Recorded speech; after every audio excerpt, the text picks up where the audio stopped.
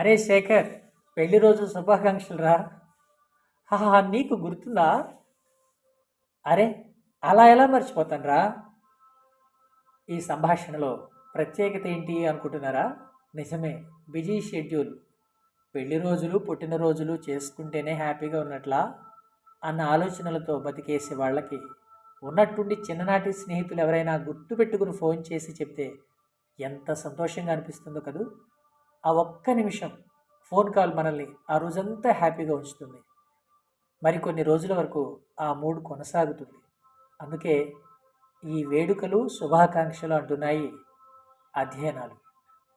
ఏముందులే, ఎటా వచ్చేదే కదా, ఆయన పుట్టేం సాధించాను అని కొందరు, మనకి కుదిరిన రోజే సెలబ్రేషన్ అని మరికొందరు మెట్ట వేదాంతం చెబుతుంటారు.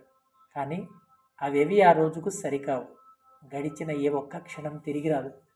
కరిగిపోయే కాలాన్ని ఎటూ బంధించలేం. కాబట్టి కాలం కన్నా వేగంగా పరిగెట్టే జీవితంలో మనవైన రోజులు, జ్ఞాపకాలు ఉండాలి. అవే మలి జీవితంలో నెమరు వేసుకునేందుకు పనికొస్తాయి. పైగా ఇది ఏఐ కాలం. ఆల్గారిథమ్స్తోనూ మనస్సులతోనూ సావాసం చేస్తున్నాం. కుటుంబీకులు, స్నేహితులు అంతా కలిసి ఒకే చోట ఉండే రోజులు కావు. ఎవరి బిజీ వాళ్ళది. ఆ రొటీన్లో మన అనుకున్న వాళ్ళు మన పుట్టినరోజునో పెళ్లి రోజునో గుర్తుంచుకుని చెబితే ఆ ఫీలే వేరు కదా.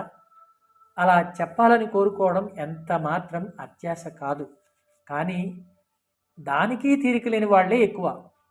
గుర్తుంచుకోలేని వాళ్ళు కొందరైతే గుర్తున్నా చెప్పకపోతే ఏమవుతుందిలే అనుకునేవాళ్ళు ఇంకొందరు. కానుక ఇవ్వాలేమో అన్న ఆలోచనతో కావాలని మర్చిపోయేవాళ్ళు మరికొందరు. కానీ ఒక్కసారి ఆలోచించండి, ఎవరైనా విష్ చేస్తే మీరెంత సంతోషపడ్డారో అలాగే మీరు చెబితే వాళ్ళు అంతగా ఆనందించరు. తిరిగి ఇవ్వాలన్నది కాదు, కానీ మనం చెప్పే ఒక్క చిన్న మాట ఎదుటి వాళ్ళకి ఎనలేని ఆనందాన్ని పంచుతున్నప్పుడు దాన్ని ఎందుకు మిస్ చేయాలి? కాబట్టి మర్చిపోకుండా రిమైండర్ పెట్టుకోండి. నిజానికి అది మీకే ఎక్కువ ఆనందాన్ని ఇస్తుంది. అవతలి వాళ్ళకి సంతోషం కలిగించామన్న ఫీల్ మీలో హ్యాపీ హార్మోన్లను విడుదల చేస్తుంది.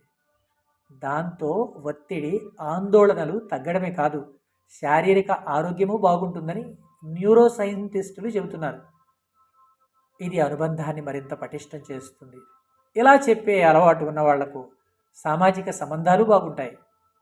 అవి లేని వాళ్ళు ఊబకాయం, ధూమపానం, అధిక రక్తపోటు కన్నా దారుణమైన ఆరోగ్య సమస్యలను ఎదుర్కొంటారట.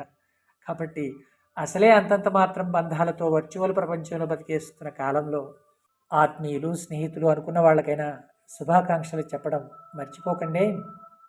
ఆ చిన్న మాట ఒంటరితనాన్ని తగ్గించి అనంతమైన శక్తినిస్తుంది. ధన్యవాదాలు.